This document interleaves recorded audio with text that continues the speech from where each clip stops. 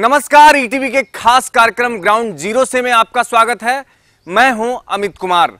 आज ground zero से की टीम पहुंची है सिल्ली। आज के अंक में हम बात करेंगे सिल्ली, खिजरी और कांके विधानसभा क्षेत्र की।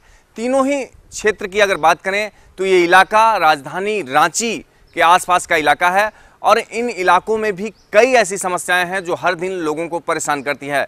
अगर सिल्ली की बात करें तो हाई प्रोफाइल सीट है और सिल्ली में पिछले 14 वर्षों में आधारभूत संरचनाओं का खूब विकास हुआ है, लेकिन इसका मतलब ये नहीं निकाला जा सकता कि यहाँ के लोगों के सामने समस्याएं नहीं है।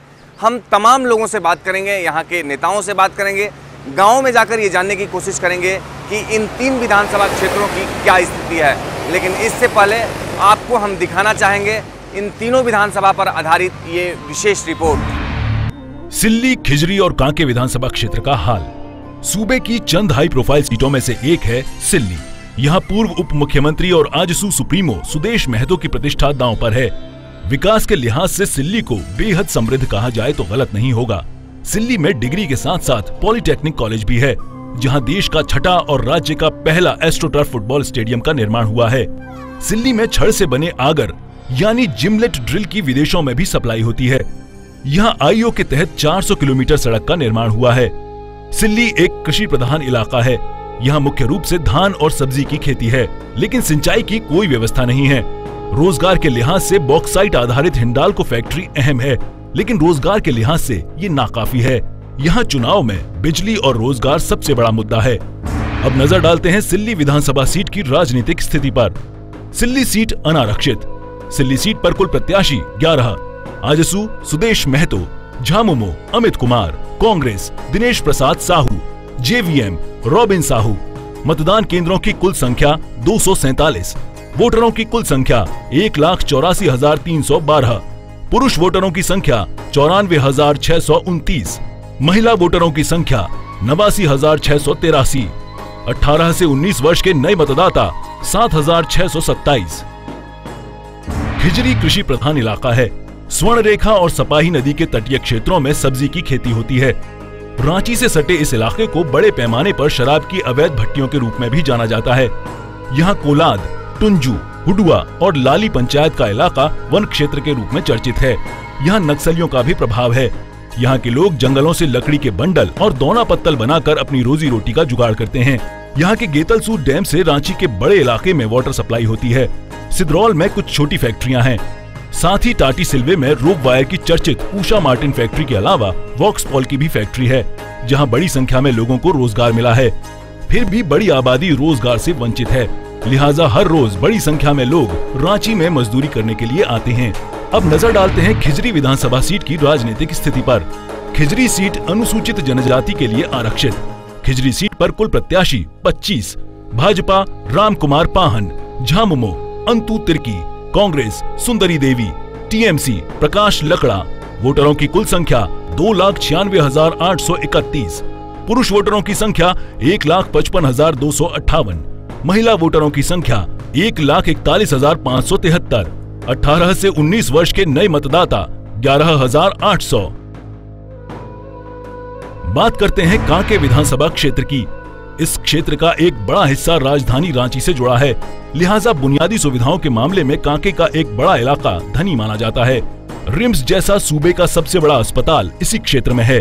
मनोचिकित्सा का सबसे बड़ा अस्पताल रिनपास भी इसी इलाके में है। यहाँ के ग्रामीण क्षेत्रों में बड़े पैमाने पर सब्जी की खेती होती है। यहाँ सबसे बड़ी समस्या पेयजल की है, खास तौर से गर्मी के दिनों में। रोजगार की बात करें तो यहाँ कल कारखाने नहीं होने से युवाओं को दूसरे शहरों की ओर पलायन करना पड़ता है। अब नजर डालते हैं कांके विधानसभा सीट की राजनीतिक स्थिति पर। कांके सीट अनुसूचित जाति के लिए आरक्षित। कांके सीट पर कुल प्रत्याशी 14।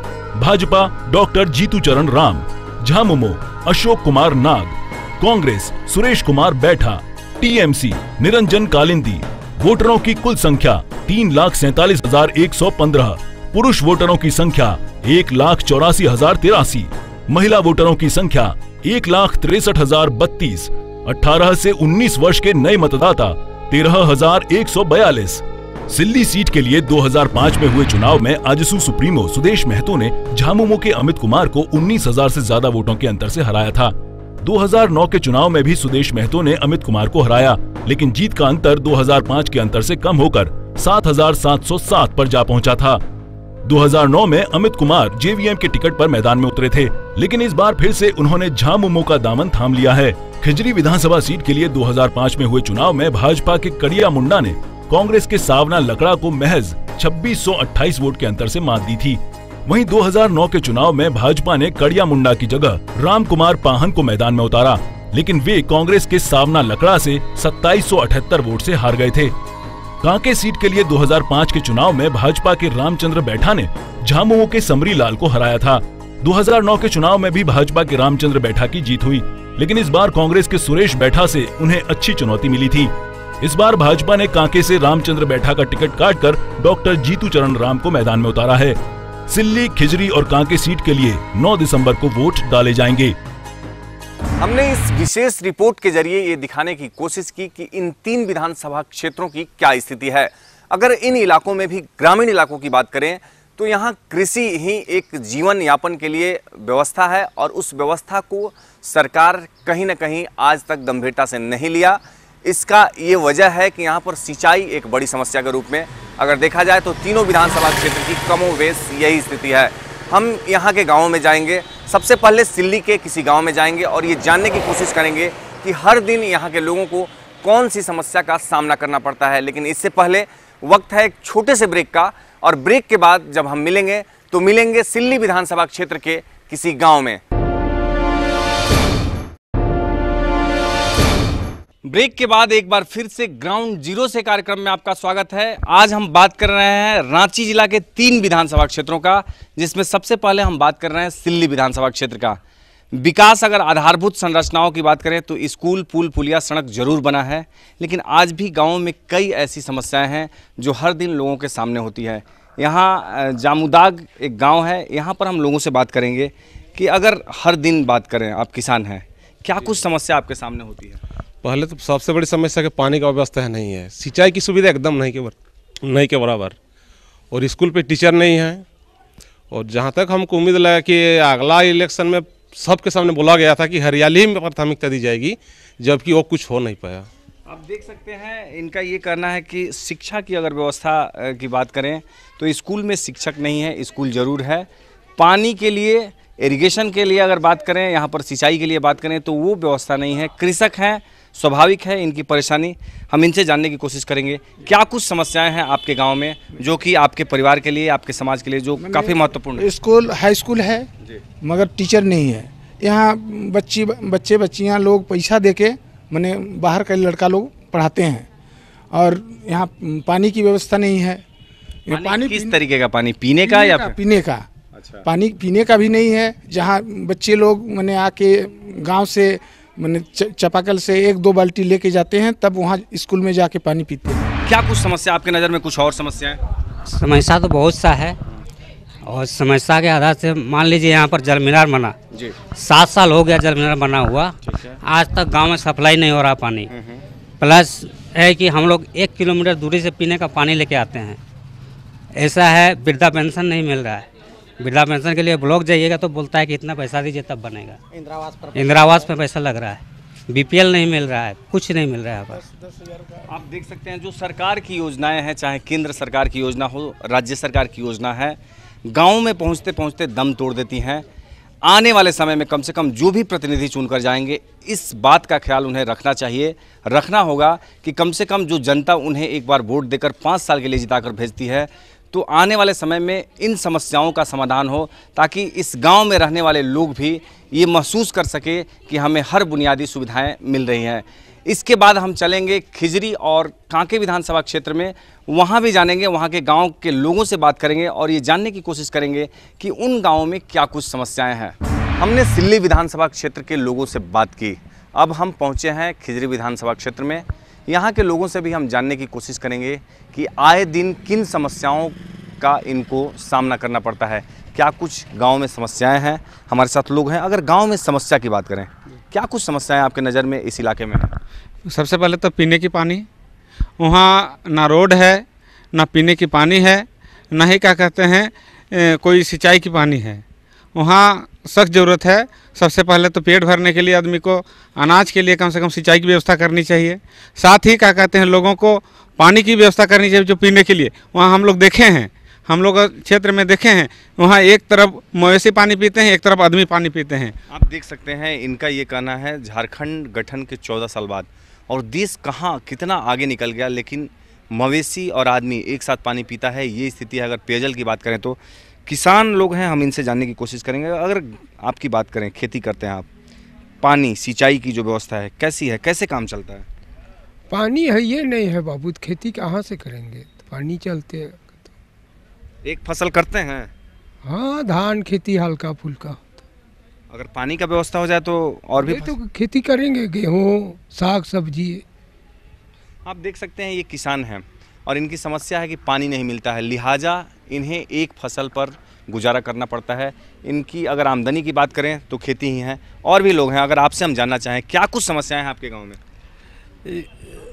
तो जैसे भाई साहब ने बताया, पानी का यही समस्या है हम लोग। चलिए, बिल्कुल यहाँ पानी की समस्या है, इनसे हम जानने की कोशिश करेंगे। आप एक पढ़े लिखे व्यक्ति दिख रहे हैं, आपसे हम जानना चाहेंगे अगर रोज़गार की बात करें इन इलाकों में, आज तक क्या इसकी कभी सरकार ने कोई व्यवस्था की है ताकि युवाओं को कहीं बाहर ना जाना पड़े? हम लोग ऐसे सरकारी नौकरी तो नहीं है, लेकिन ऐसे ही सरकार के घर में खटते हैं बेगारी जैसा। 6,000 का नौकरी कर रहे हैं और काम करते हैं, एक ठो बहुत ज़्यादा काम करना पड़ता है। काम तो बोलेंगे कि 20,000 देगा तो कम पड़ जाएगा पेमेंट, उतने ज़्यादा काम करते हैं। सरकार ने इन्हें कहीं नियोजन पर ज़रूर रखा है, लेकिन इनकी पीड़ा है कि काम बहुत ज़्यादा लिया जाता है, लेकिन पैसा अगर दिहाड़ी मजदूर की भी बात करें तो उससे भी कम होगा। अगर आपसे हम जानना चाहें इस इलाके की बात, क्या कुछ समस्याएं हैं, मूलभूत समस्या? नहीं, सबसे पहले तो यहाँ कुछ जो सुविधा था वो पब्लिक लोग के लिए दिया गया। पानी टंकी बनवाया गया है, थोड़ा सा सुविधा, लेकिन उसका जो पाइपलाइन गया है वो 90% डैमेज है। कहने का मतलब है कि पानी जो घर में पहुंचना चाहिए वो पहुंच नहीं पाता है। 40% से 50% तक ही पानी पहुंच पाता है। सीधी सीधी बात यह है। और यहाँ का सरकार का तो कहना ही नहीं है, इसको बातें छोड़ दिए। आप क्या कहेंगे? आप क्या कहेंगे? अब पानी के साथ रोड का भी समस्या है, बिजली का भी समस्या है। बिजली भी सही समय पर नहीं रहता है, वोल्टेज कम रहता है। रोड जो है हम लोग यहाँ बहुत ही ख़राब स्थिति में है। आपसे अगर बात करें इस इलाके की तो क्या कुछ समस्याएं हैं? यहाँ पानी, बिजली, रोड है समस्या। रोड है लेकिन रोड देहात एरिया में नहीं है, वहाँ पक्कीकरण होना चाहिए देहात एरिया में। आप देख सकते हैं जो मूलभूत सुविधाओं की समस्या हर इलाके में है, वही खिजरी की भी बात है। रांची से बिल्कुल सटा हुआ इलाका है। लेकिन आपको बता दें कि इस एपिसोड में हम 3 विधानसभा क्षेत्र की बात कर रहे हैं। कांके की भी स्थिति जानेंगे और कांके के लोगों से बात की हमारे वरिष्ठ सहयोगी ने। क्या कुछ लोगों ने कहा, आप देखिए। प्रतिनिधि जो जीतते हैं यहाँ से जाने के बाद में कोई नज़र नहीं आता है, सब अपना अपना धंधा पानी में लगा रहता है। समस्या तो बड़ी सी है, रोड भी है, पानी भी है, उसके अलावे यहाँ का जो ट्रांसपोर्टेशन होना चाहिए वो भी नहीं हो पाता है।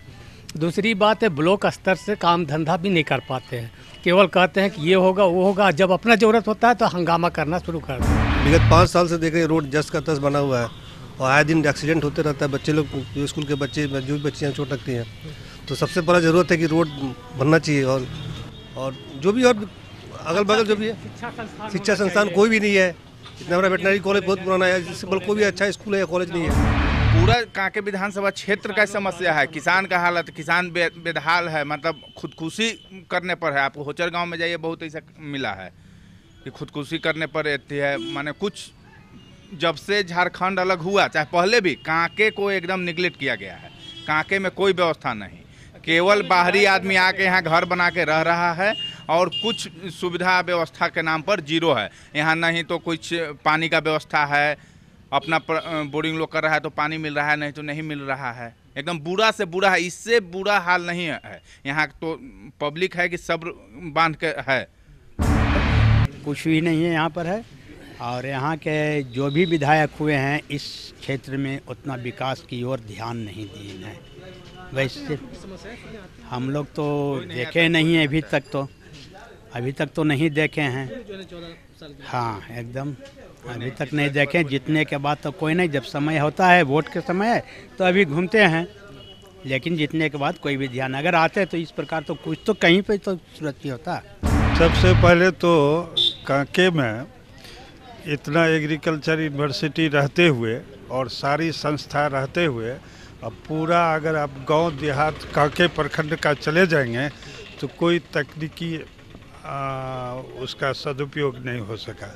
यहाँ के लोगों ने राजनीतिक दूरदर्शिता बहुत कम थी और लोगों में सामाजिक उत्थान के लिए लोगों ने चाहा नहीं।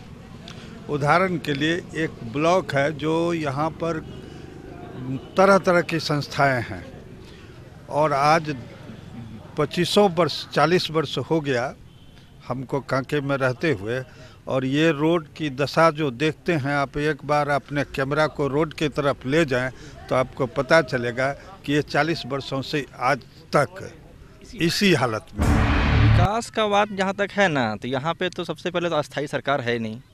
जब तक यहाँ पे कोई सरकार बहुमत से नहीं बनेगी ना, तब तक यहाँ विकास के बारे में सोचना ही मुश्किल है। जब सरकार बनेगी, जब बहुमत आती है कोई पार्टी की और सरकार अस्थाई बनेगी, तभी विकास के बारे में कुछ बात किया जा सकता है। फिलहाल मेरे हिसाब से जितना होना चाहिए उसका मतलब हमको लगता है 25-30% ही विकास अभी तक हो पाया है, चाहे किसी भी क्षेत्र में। 5 सालों में जनता का जो भी परेशानी है उसको दूर करने की कोशिश करना चाहिए।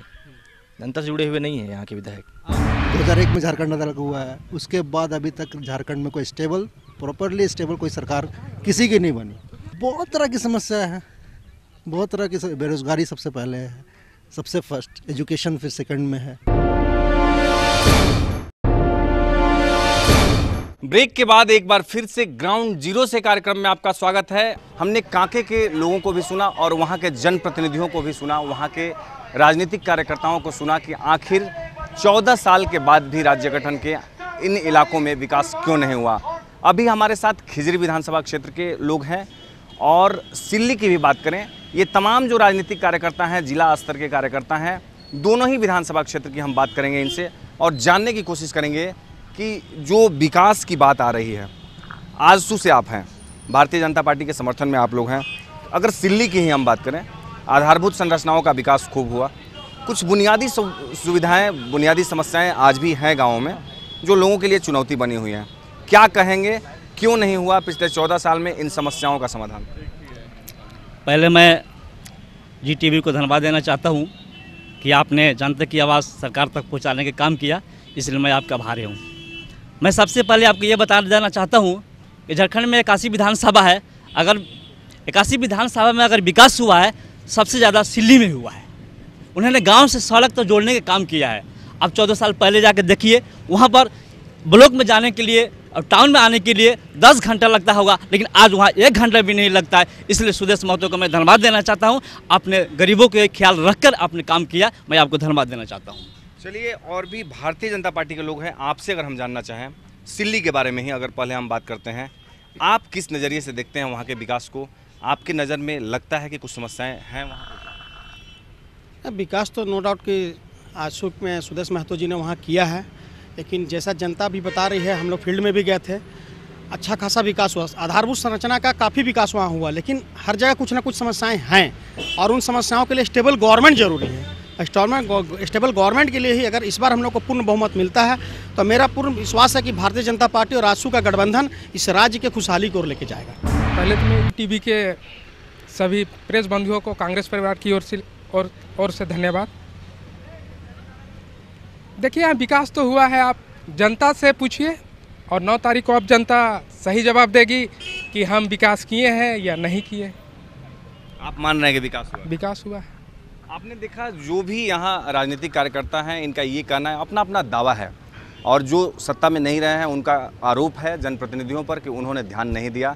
जो रहे हैं उनका कहना है कि विकास हुआ है। अगर सिल्ली की बात करें तो कई दूसरे दल के लोग भी मानते हैं कि विकास हुआ है, लेकिन जो ज़रूरतें थी शायद आज भी हर व्यक्ति तक वो नहीं पहुंच पाती हैं। हम उम्मीद करेंगे कि इस बार का जो चुनाव होगा काफ़ी महत्वपूर्ण होगा। जो लोग, इन तीनों विधानसभा क्षेत्र के लोग जब जाएंगे मतदान करने, तो इन बातों को अपने जेहन में रखेंगे और उसके हिसाब से मतदान करेंगे, तो आने वाले समय में शायद इनकी समस्याएं कुछ कम होगी। जब अगले ग्राउंड जीरो से एपिसोड में हम मिलेंगे तो किसी अन्य विधानसभा क्षेत्र के साथ मिलेंगे और वहाँ की हकीकत को बताने की कोशिश करेंगे। तब तक के लिए हमें दीजिए ग्राउंड जीरो से इजाज़त। नमस्कार।